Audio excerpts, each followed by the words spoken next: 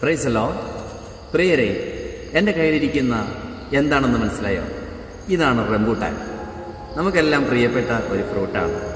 ഈ ഫ്രൂട്ടിൻ്റെ നിറങ്ങുമ്പോൾ നോക്കൂ, റെഡ് കളറാണ്. ഇതാദ്യം ഗ്രീൻ ആയിരിക്കും, പിന്നീട് അത് ചേഞ്ച് ആവും.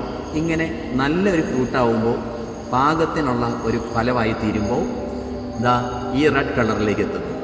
എന്നാൽ പുറമേ നമ്മൾ കാണുന്നത് വെറും ഒരു റെഡ് കളറായ റംബൂട്ടാനാണെങ്കിൽ, നമ്മളിത് ഓപ്പൺ ചെയ്യുമ്പോൾ കാണുന്നത് ഒരു വൈറ്റ് കളർ ഫ്രൂട്ടാണ്.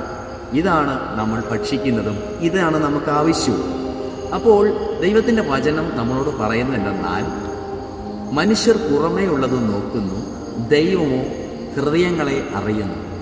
എന്താണ് അതിൻ്റെ അർത്ഥം? പലരും എന്നോട് പറയുന്ന ഒരു പരാതിയാണ്, എന്നെക്കുറിച്ച് അവരങ്ങനെ പറഞ്ഞു, ഇങ്ങനെ പറഞ്ഞു, ഞാൻ റോങ് ആണ്, എൻ്റെ ക്യാരക്ടർ മോശമാണ്, എന്നെ കാണാൻ കൊള്ളത്തില്ല, ഞാൻ കറുത്തിട്ടാണ്, എൻ്റെ സ്വഭാവം കൊള്ളത്തില്ല.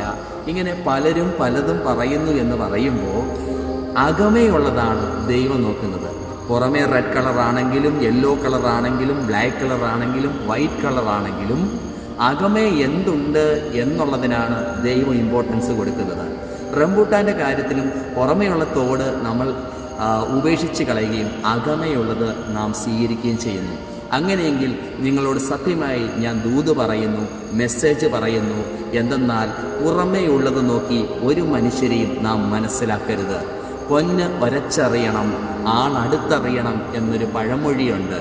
അതിൻ പ്രകാരം ഞാൻ നിങ്ങളോട് പറയുന്നു, ആരെയും മനസ്സിലാക്കാതെ ആരെയും വിധിക്കരുത്. വിധിക്കുന്നവൻ വിധിക്കപ്പെടും. മറ്റുള്ളവരെക്കുറിച്ച് വിലയിരുത്തുന്നതിനേക്കാൾ അവനവനെ തന്നെ ക്ലിയർ ചെയ്യുന്നതാണ് ദൈവത്തിൻ്റെ സന്നിധിയിൽ പ്രസാദമായിരിക്കുന്നത്. അതുകൊണ്ടാണ് കർത്താവ് പറഞ്ഞത്, സ്വന്തം കണ്ണിൽ കോലിരിക്കുമ്പോൾ മറ്റുള്ളവൻ്റെ കണ്ണിലെ കരടെടുക്കാൻ ശ്രമിക്കരുതെന്ന്.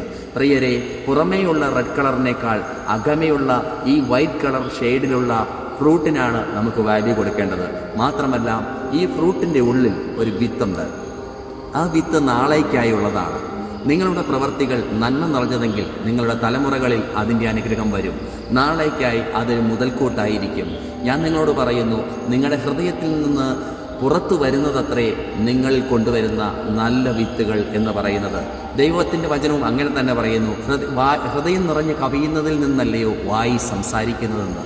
നിങ്ങളുടെ ഉള്ളിൽ ദുശ്ചിന്തയും ദുഷ്കാമവും ശാഠ്യവും മത്സരവും ഒക്കെയാണ് നിൽക്കുന്നതെങ്കിൽ അതിനുള്ളതേ പുറത്തു വരുള്ളൂ. എന്നാൽ ആത്മാവിൻ്റെ ഫലമായി ഗലാത്യർക്ക് എഴുതിയ ലേഖനം 5-ാം അധ്യായം 22-23 വാക്യങ്ങളിൽ കാണുന്നത് പോലെ സ്നേഹവും സന്തോഷവും സൗമ്യതയും ഇന്ദ്രിയ ജയം തുടങ്ങി ആത്മഫലങ്ങൾ നിറഞ്ഞതാണ് പുറത്തു വരുന്നതെങ്കിൽ തീർച്ചയായും നിങ്ങൾ മാനസാന്തരത്തിന് യോഗ്യമായ ഫലം കായ്ക്കും.